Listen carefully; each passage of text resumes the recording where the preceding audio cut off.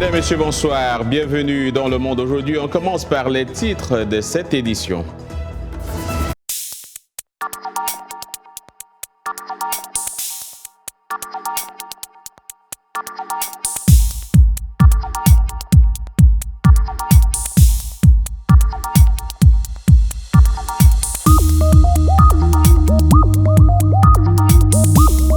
Impossible pour l'ancien président de l'Assemblée nationale ivoirienne de fouler le sol abidjanais sans inquiétude. Sa tentative a échoué le 24 décembre. Selon des témoins, son avion a été détourné vers le Ghana pour des raisons de sécurité. Aux dernières nouvelles, il serait en Espagne selon une source qui requiert l'anonymat. Des sources de Reuters disent qu'il est de nouveau en Europe.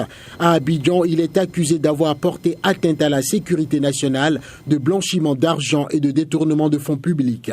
Certains de ses alliés ont été arrêtés. La justice abidjanaise brandit comme élément de preuve des enregistrements audio, des équipements militaires interceptés et des pistes d'une éventuelle déstabilisation prochaine des institutions de Côte d'Ivoire. Guillaume Soro était un ancien allié du président Alassane Ouattara. C'est son mouvement rebelle qui a mis Ouattara au pouvoir, mais il s'est depuis brouillé avec le président qui, selon lui, veut soutenir un autre politicien dans la course à la présidence ivoirienne. Ouattara n'exclut pas la possibilité de se représenter lui-même. La décision prise contre Guillaume Soro a considérablement changé les calculs politiques, faisant craindre des violences pendant les élections, vu la loyauté de nombreux ex-rebelles qui occupent désormais des postes de responsabilité dans l'armée ivoirienne.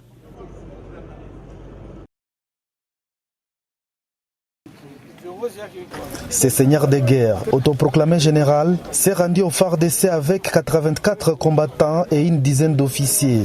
Doussabé, alias Delta, dit avoir suivi l'appel des nouveaux dirigeants politiques de la RDC. Je suis rentré dans la brousse, c'était pour protéger nos parents qui étaient souvent menacés. J'ai fait 6 ans dans la forêt. J'appelle tous mes combattants qui sont restés dans la brousse à revenir à la raison et déposer les armes comme moi pour développer notre pays.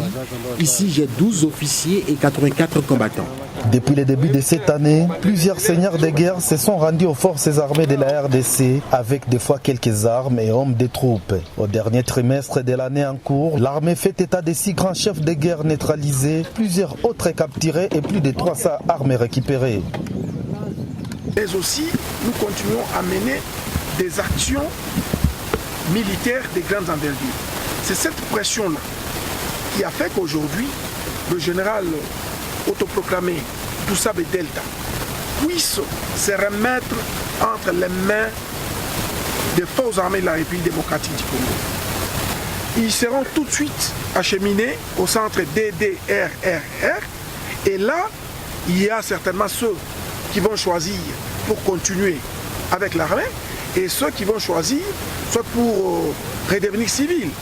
Quant à la société civile, elle craint que ces ex-rebelles soient intégrés dans l'armée gouvernementale et que l'on revive la situation d'il y a 10 ans avec le système de mixage d'ex-rebelles avec les militaires de carrière. En tout cas, on ne soutient pas la thèse selon laquelle il faut réintégrer ou intégrer dans l'armée des gens qui viennent des groupes armés.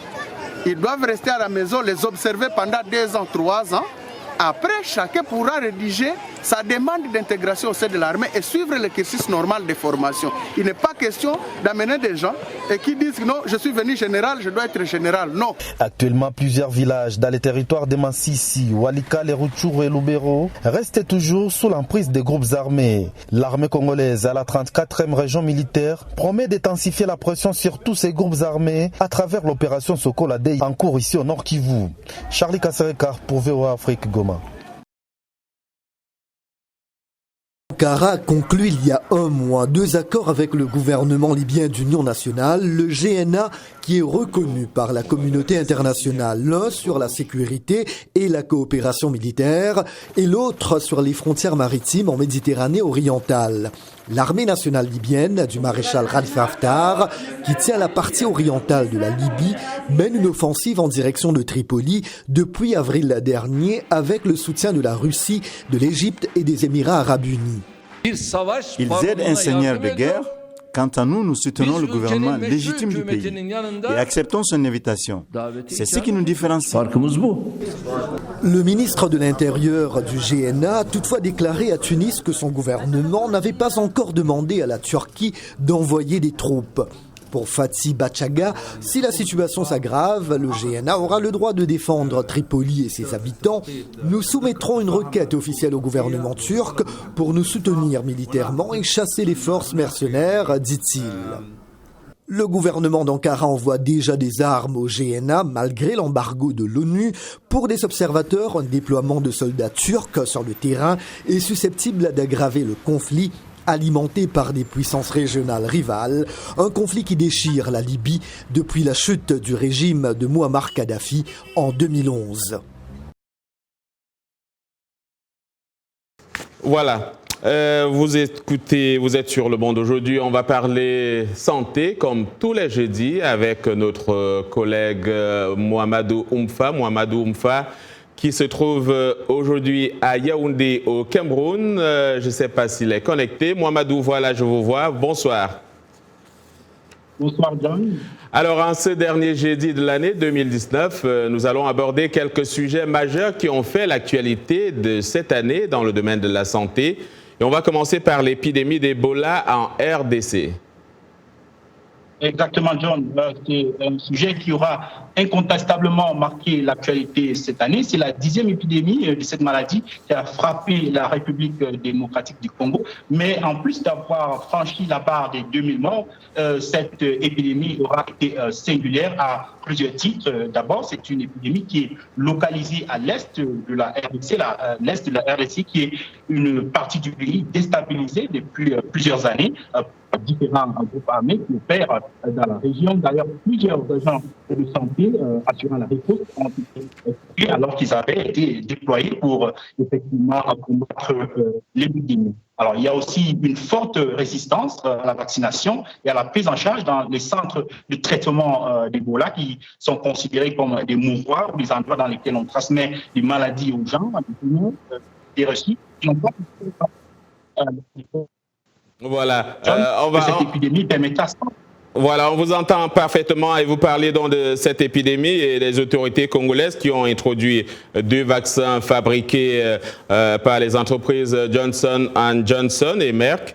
Vu le nombre considérable donc de personnes qui ont reçu et recevront encore ce vaccin, les experts mieux outillés pour évaluer donc leur efficacité. Autre sujet de l'actualité quand même, Oumfa, qui aura marqué le domaine santé, c'est la résurgence de la rougeole. La rougeole, tout à fait, John, c'est un sujet dont on a un peu moins parlé d'Ebola, mais qui a fait plus de ravages. Fin novembre, selon l'Organisation mondiale de la santé, la rougeole avait tué plus de 5000 personnes en République démocratique du Congo. Et il faut dire que la rougeole n'aura pas été un sujet spécifique à la RDC. Entre janvier et juillet 2019, plus de 360 000 cas de rougeole ont été enregistrés dans le monde. C'est quasiment le triple du nombre de cas enregistrés en 2018 pendant la même période. Alors, pendant les 6 premiers mois de l'année 2018, en effet, il y a 2019, il y a 90 000 cas de rougeole en Europe. Et même aux États-Unis, le pays n'a pas été épargné. Les autorités ont recensé plus de 1000 cas de rougeole en 6 mois, ce qui est le plus grand nombre de cas annuels recensés depuis 25 ans. Une résurgence s'explique en partie par certaines missions vis-à-vis du vaccin contre la rougeole en raison des rumeurs persistantes qui font le lien entre ce vaccin et l'autisme. Il y a aussi un relâchement par rapport à la vaccination. Selon l'Organisation mondiale de la santé et l'UNICEF, plus de 20 millions d'enfants n'ont pas été vaccinés en 2018 dans le cadre des vaccinations de routine. En outre, 23 pays dans le monde n'auraient toujours pas introduit la seconde dose de vaccin dans leurs programmes nationaux. La rougeole est donc l'une des maladies qui pourrait encore faire de nombreuses victimes en 2020. Et voilà, on pourrait parler de santé toute la soirée, mais vous reviendrez jeudi prochain. Merci, Mouhamadou. Des drones comme celui-ci pulvérisent une solution de silicium au-dessus de l'eau stagnante, formant une fine couche qui empêchera éventuellement les œufs de moustiques d'éclore. Le docteur Bart Knowles est un entomologiste médical et chercheur principal travaillant avec le programme d'élimination du paludisme de Zanzibar. Cela durera environ 3 semaines, peut-être 4, puis l'agent de contrôle biologique, le film, se décomposera de lui-même. Après un mois, on applique un nouveau film sur la surface de l'eau et on a ainsi plus de contrôle sur les moustiques. Sans le gel, les larves seraient devenues des moustiques adultes à la recherche de sang. Lorsque ces moustiques piquent des humains infectés par le paludisme, ils deviennent des vecteurs de la maladie et continuent le cycle mortel de transmission. Le long de la côte de l'océan Indien en Afrique de l'Est, Zanzibar et la Tanzanie continentale ont eu une longue bataille contre le paludisme. L'utilisation de drones est le meilleur moyen pour résoudre le problème, explique Abdullah Ali du Zanzibar Malaria Elimination Program. Avec une intervention manuelle, on ne peut pas couvrir une large zone, mais là, ce sera différent. Les responsables déclarent que la pulvérisation par drone est un moyen relativement peu coûteux d'empêcher les moustiques de se reproduire. Sur la base d'une vitesse que nous ajustons, avec 10 litres, un drone peut couvrir une surface d'1 hectare en 3 minutes. Nous avons calculé qu'en 1 heure, nous pouvons pulvériser 8 hectares.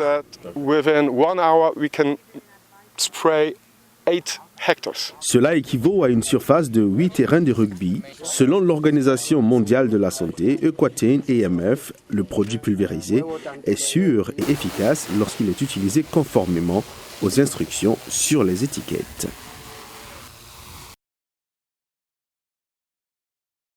Bonsoir John, bonsoir à tous. Le tout-puissant Mazembe a levé la suspension de son numéro 8, Trésor Mputu, après qu'il a reconnu ses torts et sollicité une mesure de clémence à travers une correspondance adressée au club hier. Je promets de ne plus répéter un tel comportement. Aux supporters aussi, je demande qu'ils me pardonnent, a déclaré Trésor Mputu après avoir remercié le président de son équipe, Moïse Katumbi. Trésor Mputu est donc autorisé à reprendre ses entraînements avec son équipe, mais il ratera certainement la rencontre entre le TP Mazembe et les Corbeaux de Lubumbashi ce vendredi dans le cadre de la 3e journée de la phase de groupe de la Ligue des champions d'Afrique, car il n'a pas été convoqué. Tottenham semble avoir bien digéré ces fêtes. Les Spurs ont remporté leur match contre Brighton par 2-1 pour la 19e journée de la Premier League. Le but de la victoire a été inscrit à la 72e minute par Ali grâce à une transversale d'Eriksen et le latéral droit Serge Aurier qui a bien sûr remisé sur l'anglais. Les Londoniens remontent provisoirement à la 5e place avec 29 points à 3 longueurs de Chelsea qui est en ce moment-ci 4e. Et l'arrière international gallois Liam Williams va quitter les Saracens, champions d'Europe en titre anglais, pour retourner au pays et évoluer avec les Scarlets à partir de la saison prochaine. En tout cas, c'est ce qu'ont confirmé ce jeudi les deux clubs. Williams est donc le premier joueur majeur à annoncer son départ des Saracens. Liam, qui compte 62 sélections, dit qu'il a énormément apprécié le temps passé chez les Saracens ces 3 dernières années. L'environnement lui aura permis de progresser en tant que joueur et aussi en tant qu'homme. Et pour terminer dans la NBA, nous vous l'avions annoncé hier, ça allait être un duo à tout casser à Los Angeles. Les Clippers ont battu les Lakers par 111-106 grâce à une nouvelle performance époustouflante de Kawhi Leonard. C'était au Staples Center. Tandis que les Clippers semblent avoir pris un ascendant psychologique, les Lakers, après ce 4e revers de rang, voient leur avance en tête fondre comme neige au soleil sur leurs poursuivants. Nul ne sait quelle incidence aura réellement sur eux le résultat défavorable de cette 2e bataille de LA. Ce qui est certain, c'est que ce duel, tout Los Angeles rêve déjà de le voir se prolonger au printemps. C'est tout pour aujourd'hui, John. Une porte d'embarquement très spéciale, des comptoirs d'enregistrement décorés de couronnes, des chiens habillés sur mesure se prélassant près de la porte et enfin, collations et boissons en abondance. Ceci est loin d'être un vol ordinaire, il s'agit du Fantasy Flight de United Airlines qui, depuis 30 ans, emmène plus de 100 enfants malades et leurs familles lors d'un voyage magique vers une destination américaine censée ressembler au pôle Nord. Cette année, le pôle Nord était New York. L'année dernière, je suis allé au pôle Nord. Ce que j'y ai vu m'a vraiment plu et j'ai appelé mon pilote en chef, le suppléant de Rutger Seguin. Pour ces petits garçons et filles, la vie n'a pas toujours été facile. Mais aujourd'hui, pas question de penser aux séances de chimiothérapie et aux hôpitaux, aux médicaments et aux chirurgies. Le Fantasy Flight est une chance de distraire les enfants et leurs parents de la brutale réalité qu'ils traversent, même si certains ont appris à sourire lorsqu'ils en parlent. Quel est ton plus grand rêve ?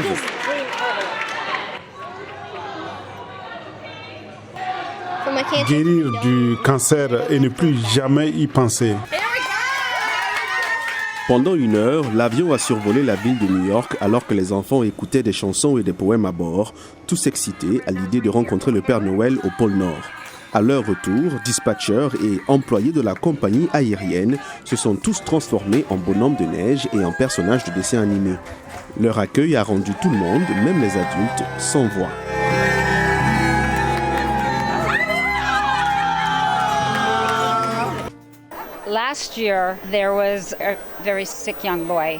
L'année dernière, il y avait un garçon très malade et il avait vraiment du mal à marcher. Et quand il a vu le Père Noël, il a pu en quelque sorte courir. Et cela pour moi c'est... Désolée, c'est une expérience extraordinaire et spéciale à vivre avec sa famille. Et même si certains passagers sont trop petits pour se souvenir de ce vol plus tard, ils auront toujours de nombreuses photos avec le Père Noël et croiront davantage au miracle. C'est la fin de ce journal. Merci à toute l'équipe qui l'a préparé et à vous de l'avoir suivi. Demain est un autre jour. D'ici là, excellente soirée à toutes et à tous.